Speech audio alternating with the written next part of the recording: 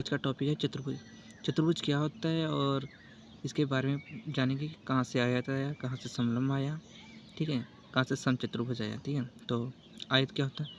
चार भुजाओं से घिरी हुई बंद आकृति को चतुर्भुज कहते हैं, ठीक है। ये हमारा चतुर्भुज हो गया। अब देखिए, ये चतुर्भुज है लेकिन इसमें कोई भुजा बराबर या समांतर नहीं है, ठीक है। तो अब देखिए, इसमें हम तीन चीज़ों में परिवर्तन करेंगे, ठीक है। तो हमें तीन चतुर्भुज मिलेंगे। इस चतुर्भुज में हम परिवर्तन करेंगे तो हमें तीन चतुर्भुज बनेंगे। पहली चीज़ क्या परिवर्तन करेंगे, देखिए, पहले हम कोई भी भुजाओं का एक युग्म समांतर कर देते हैं, ठीक है।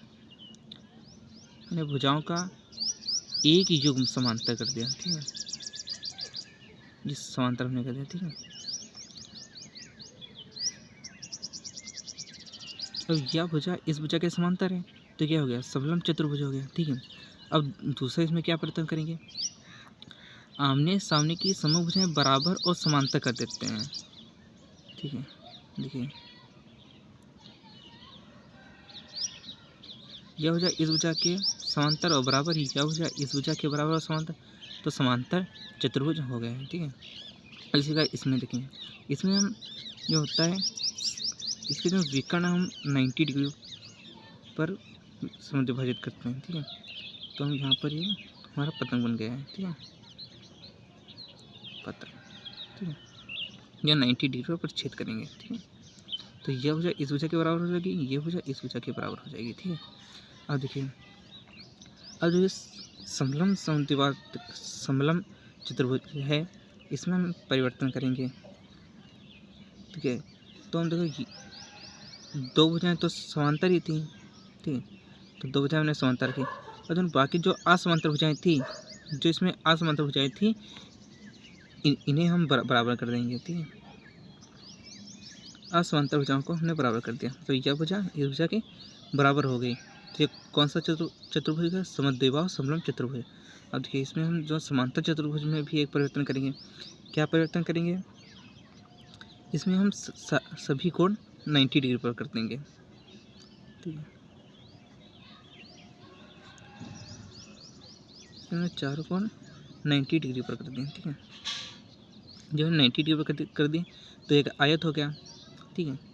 अब इसमें पतंग में जब हम परिवर्तन करेंगे कि सभी भुजाएं बराबर कर देते हैं, ठीक है, सभी भुजाएं बराबर, और कोण कितने पर? 90 डिग्री पर छेद करेंगे, तो ये क्या हो गया? समचतुर्भुज हो गया, ठीक है।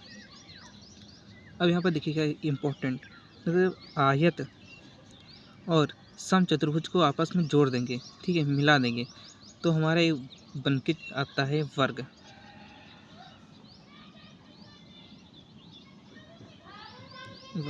ठीक है। तो इसमें देखिए, वर्ग में क्या होता है, सभी कोण 90 डिग्री होते हैं और सभी भुजाएं बराबर होती हैं, ठीक है। इसलिए आयत और समचतुर्भुज को जोड़ेंगे तो क्या बनेगा? वर्ग बनेगा, ठीक है। तो एक बार फिर से रिवीजन करेंगे। चार भुजाओं से घिरी हुई बंद आकृति को चतुर्भुज कहते हैं, ठीक है। इसमें परिवर्तन करने पर हमें तीन चतुर्भुज प्राप्त होते हैं। पहला, यदि हम भुजाओं का एक युग्म समांतर कर दें तो समलम्ब चतुर्भुज बन जाता है, और यदि हम चार भुजाएं बराबर और समांतर कर दें, ठीक है, तो समांतर चतुर्भुज। और यदि हम इसके जो विकर्ण है 90 डिग्री पर छेद कर दें तो ये पतंग और ये समूह भुजाएं बराबर हो जाती हैं। तो यह भुजा इस भुजा के बराबर होगी, यह भुजा इस भुजा के बराबर होगी, ठीक है। और इसमें जब समलम्ब चतुर्भुज में असमांतर भुजाएं बराबर करते हैं तो ये समद्विबाहु समलम्ब चतुर्भुज हो जाता है। और इसमें हम प्रत्येक को 90 डिग्री कर दें तो आयत हो जाता है। इसमें यदि सभी भुजाएं बराबर कर दें तो समचतुर्भुज हो जाता है। आयत और समचतुर्भुज को जोड़ने पर, यानी संयोग बनाने पर, एक वर्ग बनता है, ठीक है। अब देखिए, एक वर्ग एक आयत भी हो सकता है और समचतुर्भुज हो सकता है, ठीक है। एक समचतुर्भुज आयत नहीं हो सकता है, एक आयत वर्ग नहीं हो सकता है, ठीक है। इसी प्रकार देखिए, समद्विबाहु समलम्ब चतुर्भुज एक समलम्ब चतुर्भुज हो सकता है, लेकिन एक समलम्ब चतुर्भुज एक समद्विबाहु समलम्ब चतुर्भुज नहीं हो सकता है। इसी प्रकार देखिए, यहाँ पर समांतर चतुर्भुज एक आयत नहीं हो सकता, लेकिन एक आयत समांतर चतुर्भुज हो सकता है, ठीक है। ये इंपॉर्टेंट चीज़ थी।